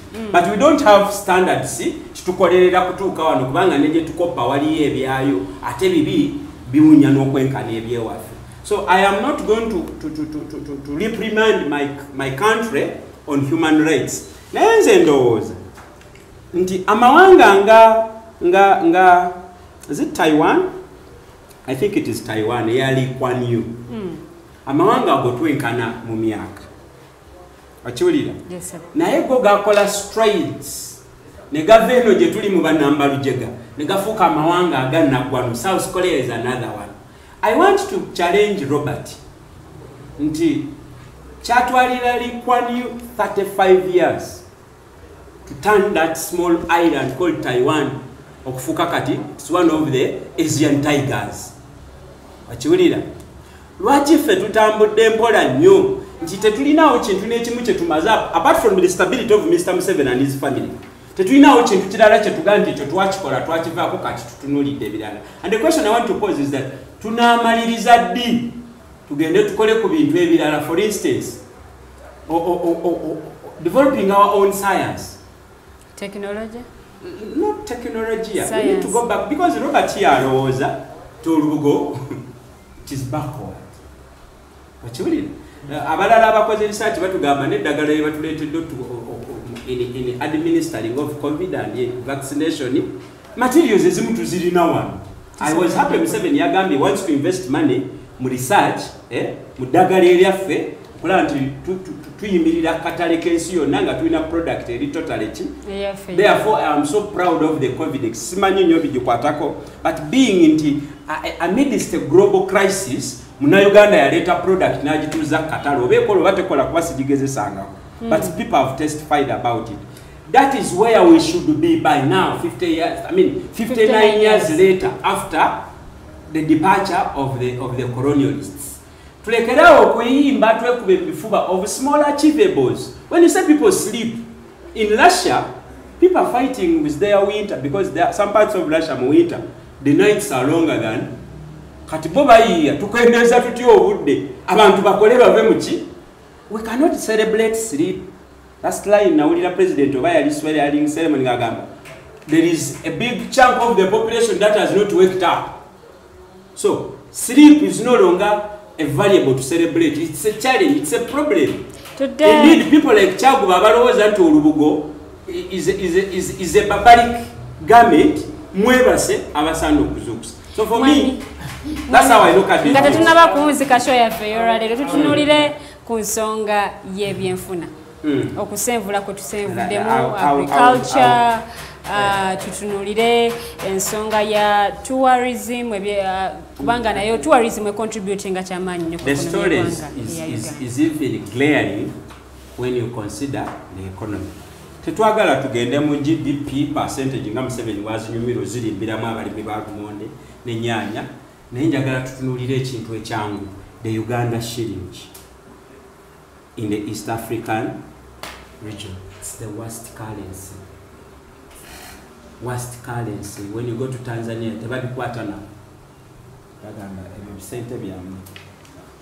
once upon a time, we had a currency which could trade and exchange with the pound sterling. Ngabogende Bungereza nova wa East African shilling, baji receiving the same way they accept a pound sterling. Kati olwaleero ensimbi yaffe yesinga obunafu. Ekisinga okunnuma ensimbi yaffe nafu nnyo ku ye Rwanda,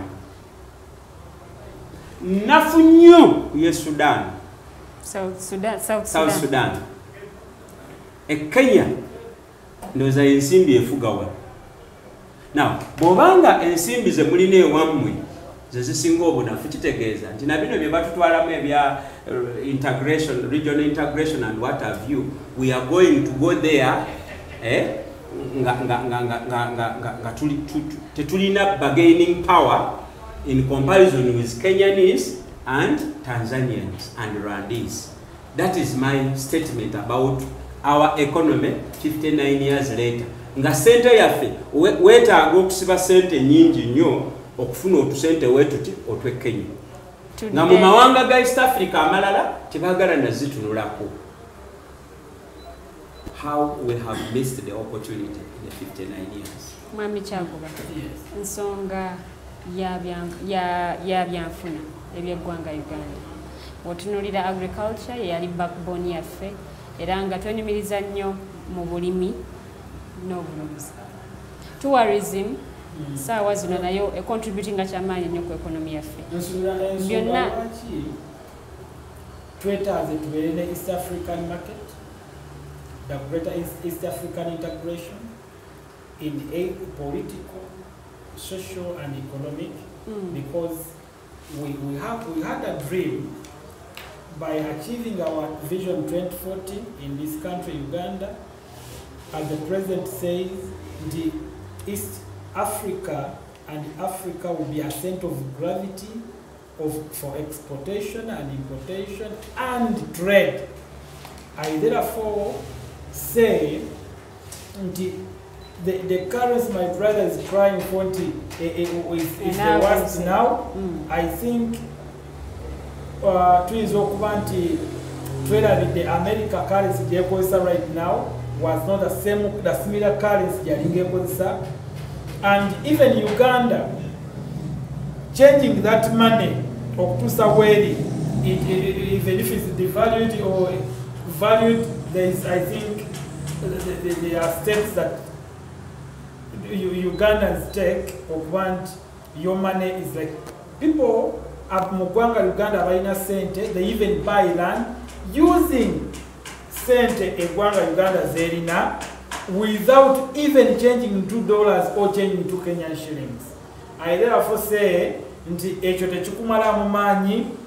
the moment we go to that step of trade, intertrade between different countries, we are proposing we use single currency as East Africa. Because USA it comprises of different United States cities. And those cities were once countries, Uganda, Kenya, some other cities, the Brazil, the Argentina, and the Chilis, and the others. And they are still using their own currency. However, it's not valued as that of USA, the dollar. So, temufayo bana Uganda ebintu bigenda kukyuka. Esente okuba nti ebeera valued ku mutendera gw'abo abasoma, kuba abasoma omutendera esente okubeera valued balina kubanga bakozesa dollar, bakozesa euro, bakozesa Kenyan shilling kuba balowooza nti ya beeyi nnyo oba mafaranga. Omukulembeze w'eggwanga era bwe yali ayogera nerabidde omulundi gwe yali ayogererako bwe yayogera ku nsonga ya ICT nayogera ku agriculture n'agamba emirimu gye giri nnyingi. So are we now back on jobs? Yes. As we said this time in this manifesto of this Kisanja 2021-2026, we said creating jobs and wealth as number one priority. So, that's the main reason as to why njogera wano ngamati ngamuganda baganda bana Uganda bangi baavu na yo bwavu tebukuta ku government tebukwata ku government okubeera omwavu naye government embraces the technology owners. Yes, omanyi lwaki kugamba bwenti mulimu omwana gwazaalibwa naye semuya nga naye muganda ngabwe naye nga alina sente zotamanyi. Yes, obwavu oli mwavu ku lulwo tuvunane Katonda oba musomba nendowooza yo because as I said you need to have a mindset change or changing your mindset, your mind positively. Omukulembeze w'eggwanga babanga yayogera ku ICT n'agamba ewaliyo emirimu mingi nnyo. Have they embraced ICT ono? Omanyi n'omutesitesi wa program manyi kyayagala okuwulira olw'okuba nti OTT wa bbeeyi simanyi data wa bbeeyi, yes, ebyo manyi byayagala okuwulira in that context. However, ICT is a broader thing. Etwalamu ebintu even setting up a factory or an industry in an area that's ICT.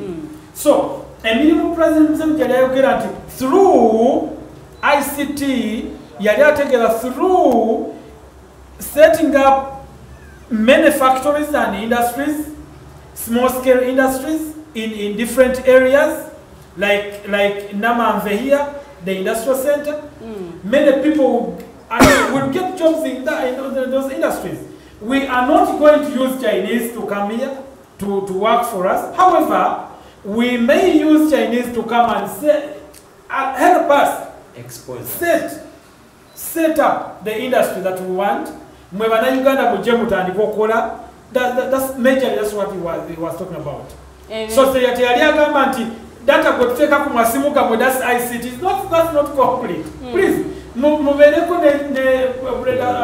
brother thing or ekisobola okulaga muna Uganda kyekifana ekyasobola okutunuulira nti mwemate mulina mirimu as engineers, what should we start where should we start from? Ugamba tugenda kuteekawo abavubuka bandi abayiiza ku mitimbagano era kati bo banyigirizibwa mu ngeri emu oba endala nti the cost of internet is high, bwotuna internet penetration anyway abayiiza ku mitimbagano nga they are looking for markets of what is produced in the country. I can agree, but that's not the general overview of ICT. No.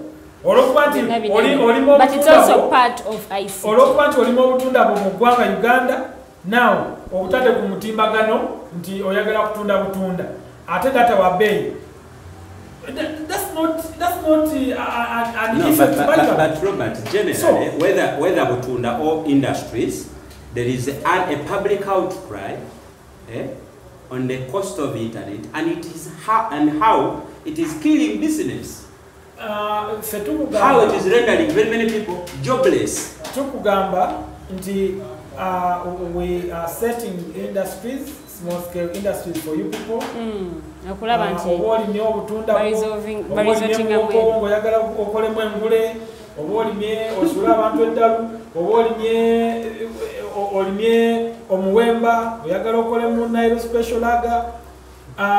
Ebintu bigenda kuba biset abana Uganda mugenda kufuna emirimu. Tutunulireko ku byobulambuzi nga tuwunzika. Uganda tuli Dubai, mu Dubai Expo. Actually we were ranked number 4. Yes. Our Lato Milk pavilion fair out of 195 countries we are number 4. So I appreciate exhibitors. Number 4 was exhibitors. Number 4 on top of what? On top of the worst list. I don't know whether the 195 countries that showcasing zona zabadde nekizibu kati waza zabadde worst Uganda neberanga. So we were number 4 of but what? We were number 4 okulindinga to frame it in Uganda. Actually, Uganda was ranked number 4 of what? Amongst the countries that were showcasing our pavilion was taken to be one of the best in showcasing in UAE. So therefore, Uganda mwebale, I appreciate mwebale nnyo okuba nti mwatulaze omutima gw'okwagala, omutima gw'eggwanga lyammwe, omutima gw'okwagaliza ne muleeta ekintu ekirungi bannammwe kye basobola okulabirako nti Uganda kino kyekola era kye tusobola okufunamu. Twafunyeyo ne ssente enkalu ezafuddeyo because of being one of the best ezigenda okudda mu ggwanga lyaffe twongere mu nkulaakulana ya Uganda. Tukozesa tutya Dubai Expo eno okuba nti to attracting aba investors okujja kuinvest. As I said, only Ugandans who stay in Uganda, who live in Uganda, are those ones that are not appreciating what is being done in this country. However, those people who are staying outside Uganda, they appreciate the job well done by His Excellency and the job well done by our people within Uganda, and even they know very much the weather and the conditions that are in Uganda can enable anybody from outside to come and live with us. niwabanga abaddewo enaku 2 onaku 5 waliwo omuzungu omu yangambye nti okimanyi bwembeera mu Uganda enaku 10 nyumirwa okusinga okubeera mu America enaku obulamu bwange ensonga lwaki security eri stable ensonga lwaki tufunye ba refugees basinga nnyo okweyagala basinga nnyo okweyagala nga bazze wano agamba nti you can even move around ensolo zokka z'otunulirako the source of the Nile, Enyanja River, Lake Victoria is second largest river Nile. Agamba nti ekyamazima when I stay in Uganda obulamu bweyongerako times 2. When kusaba osibulire. So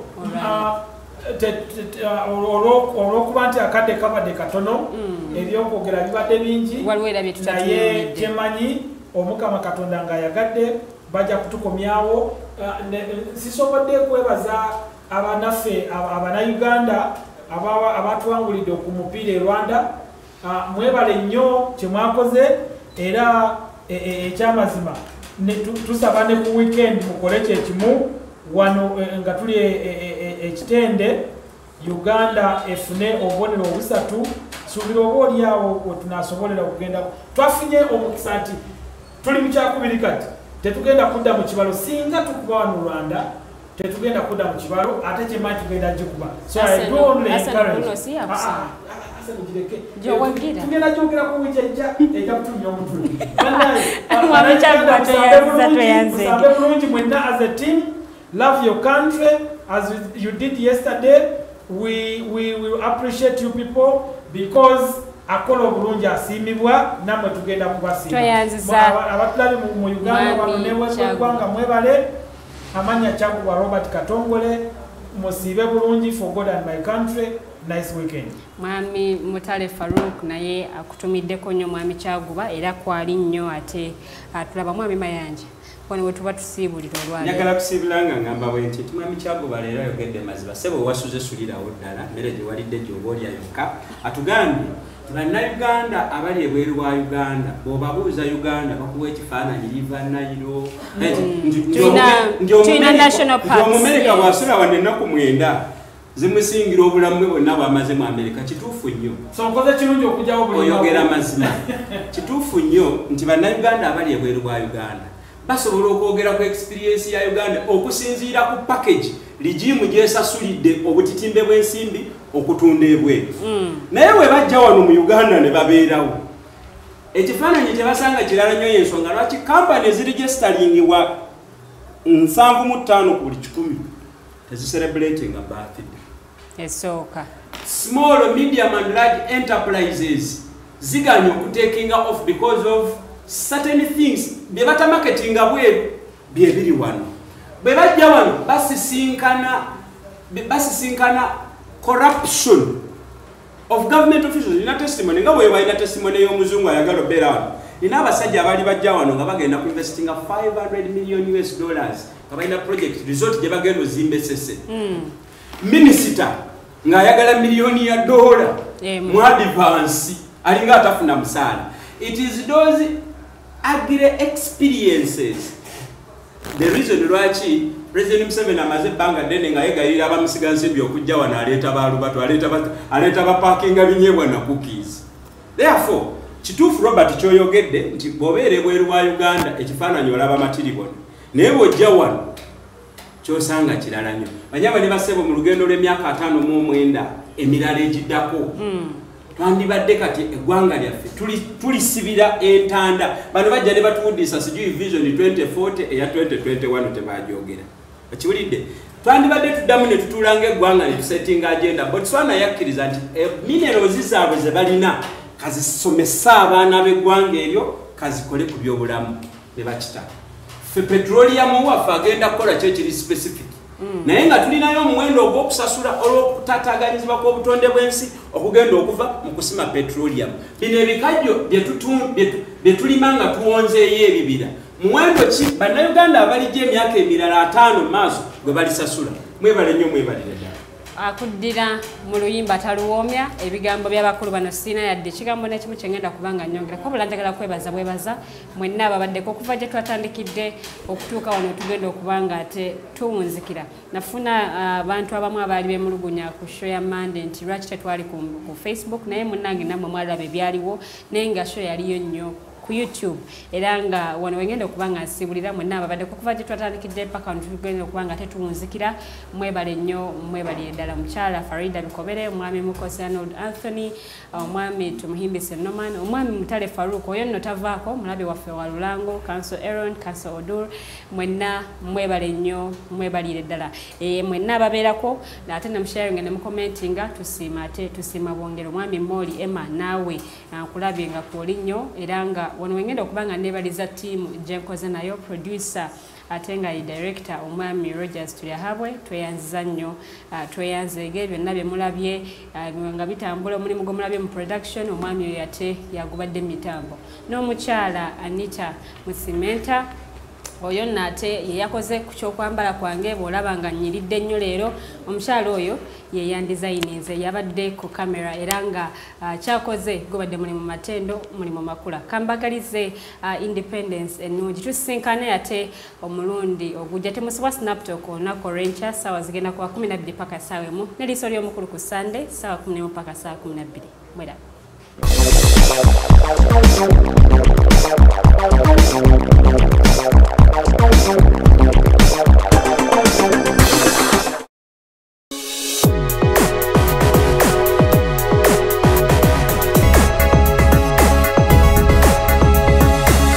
The Alternative Dig Talk. Real issues, real talk.